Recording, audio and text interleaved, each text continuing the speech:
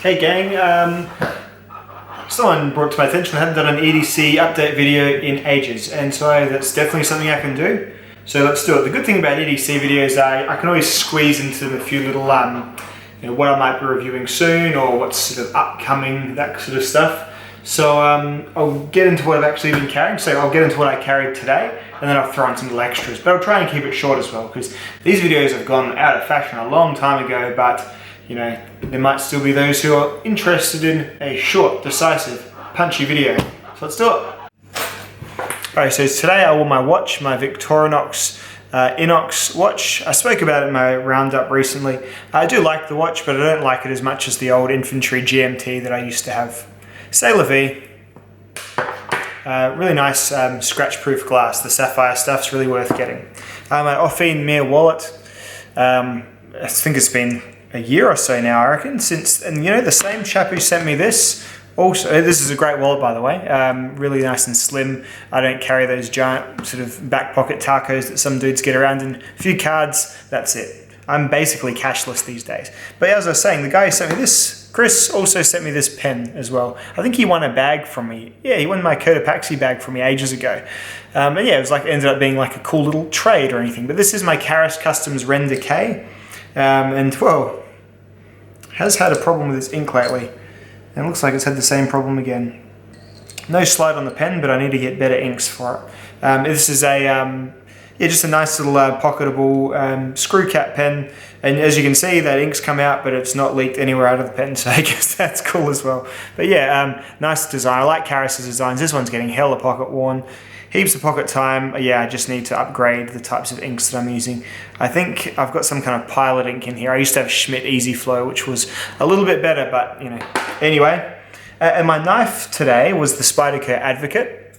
I'm reviewing this currently. It's a really expensive knife, and the expensive knives I like to give as thorough a review as I can. So, and yeah, I've come across some interesting things about it, but overall, I really, really love it. This is probably the nicest Spyderco I've ever had, for sure. And I mean nice in terms of, not in terms of best, in terms of just actually being like, whoa, that's a nice knife. This is like ZT nice levels, like where everything's a little bit more flash, but then it's probably got Spyderco's, well, let's be real here.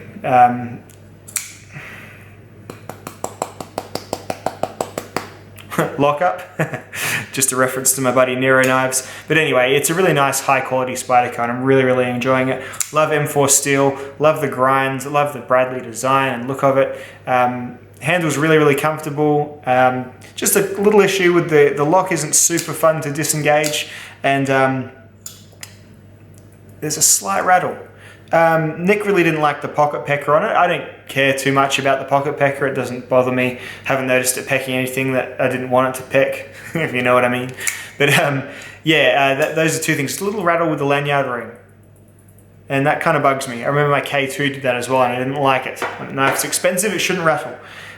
Check this out. Blast from the past. I found this in my shed a week or so ago. I've been carrying it ever since. The little Gerber dime. Now, Gerber products are like telemarketers. Everyone's got a horrible Gerber product story, but you know, every now and then the right telemarketer will meet the right person and you'll have something good happen, and that's really what's happened from this one. This hasn't been a problematic Gerber dime. Some people's Gerber dimes were definitely problematic, and that's no discounting their experiences, but this one I really, really enjoyed it. Nothing's gone wrong with it. Yeah, these aren't Leatherman level of like tight and fit and finished, but they're about half the price and they're really, really nice, and I like the looks of it. Got nice springy pliers, you know, and I just really use it for the pliers, for picking up gross things that I don't want to touch. You knock the bin over quickly, there's that congealed bit of old meat tray there, you know, you pick that up, put it back in, all that sort of cool stuff. These are the hands to use when you don't want to use your real hands. That's what I found. And I've long since stopped carrying a full-size multi-tool, just haven't done it. And lastly, in my pocket today was the iPhone, there's a lovely wife on there, the iPhone 8 with the leather case. And this, like an idiot, I got a little carried away at an Apple store and bought an Apple leather case.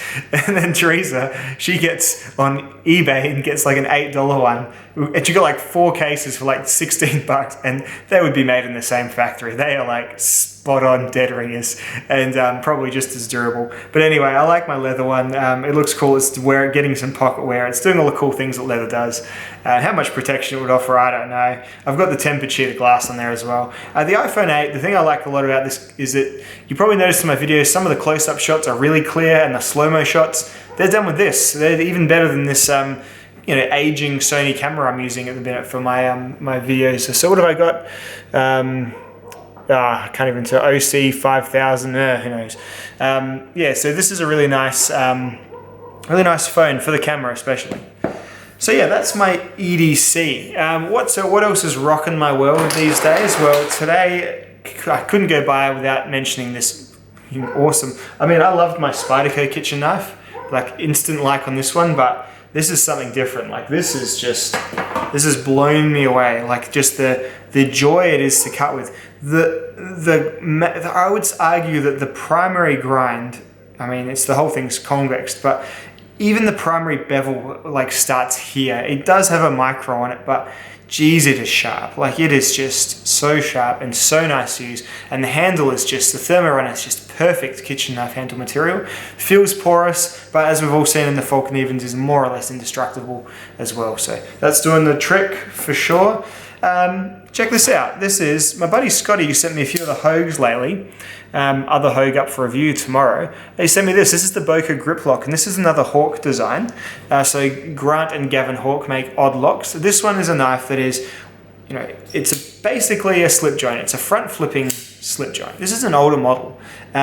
When it's open, it's held locked shut by your grip, not your forefinger grip, but your grip of your whole hand. So you squeeze back on this lever section here, and the knife just won't shut. I mean, if you're only squeezing here, you can shut the knife quite easily. But if you have your pinky and your middle and your ring finger on that one, then will stay locked for a good long time. And you can also double lock it by sliding a little barrel there. So that's pretty cool, I thought. It's pretty cool.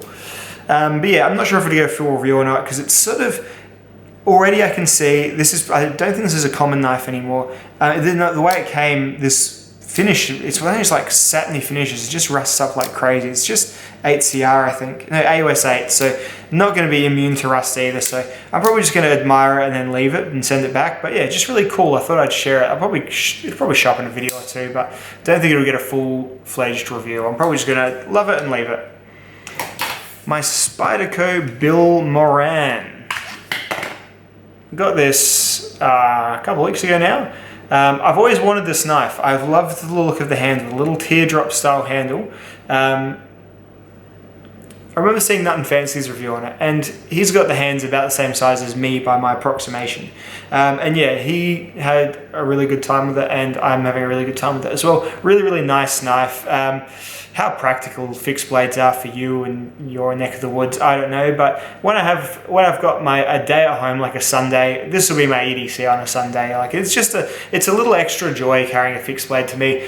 It's one of those things in Australia, like open carrying is just a definite no-no unless you're out doing an actual pursuit that involves a knife and that obviously involves a knife. But it's even concealing a fixed blade knife, it just causes more conversations than you really want to have. So it really is just an around the home thing that you can carry these light fixed blades, and of course would be a great hiking knife. Yeah, it's not full tang, you're not going to be battening wood with it, but it's light, seems strong enough. It's got a cool VG10 steel, really nice thin grind.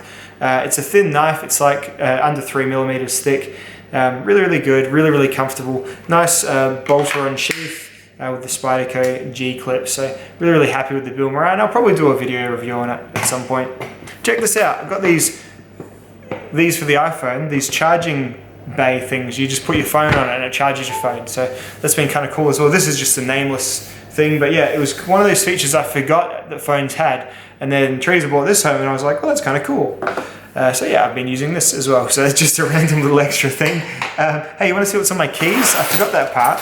It's the same as always, so I haven't really gone into it. And I don't really too often. There's usually some sliver grippers here, but I think I had a back hair or something like that needed to be pulled out, and then it probably just went and sat on the couch and then got pressed by our butts into the seats. So it'll be around here somewhere. A little brass capsule that has, if you get a case of lava butt and you're far from your home or your car, I have got some antidiarrheals in there, some Imodium or something like that. Binds you up, you know. So that's cool. And then what else? Just my, any other really jazzy things, my Titan. Yeah, I don't carry a pocket torch or a clip torch or anything like that. This is all the torch I need. This is just fine. 100 odd lumens. I don't know. I'm just ended up being not a torch guy. I tried for the sake of the channel, but then no one watches torch reviews. Ask any of the torch guys. Torches are just not, despite, I think it's one of those things that got oversaturated with torches. Like, ThruNite just went crazy, carpet bombing all of these channels with torches, and everyone's just like, every torch looks the same. I would wager that you would have to have a pretty radical looking torch to be able to get good views anymore. Either have something ultra bright and scary that's expensive, or have something that is like just weird looking and different to get people interested in torches. So really, I kind of stopped on this one because frankly, it's a bit like how if I wasn't really into knives and I just had like my, you know, Spidey Chef, I probably would just stop, you know, but because I'm into knives, it keeps going. Not into torches, so this one, I try to know a bit, but this is where I'm at. So that's my keys. And lastly, I've sort of hinted at this a while ago, my favorite knives, the Spidey Chef and the Benchmade 940. And I've always sort of said, look, I'm generally in a flux. The rest of my collection is fluid. I don't, you know, I'm looking for the knife that's going to add and join that, you know, make that duo a trio, you know, that unicorn for the married couple that maybe needs to spice things up a little bit. And I think I found it. As weird as it is, I have really connected with the Buck Marksman Tanto Gavin Hawk strap lock knife. So my buddy Scott sent this with the Hogues, and I'm going to send them something back for it. I've got something really cool for you, Scott, by the way, that you're not going to, I haven't even shown it on the channel, you're not going to expect it at all.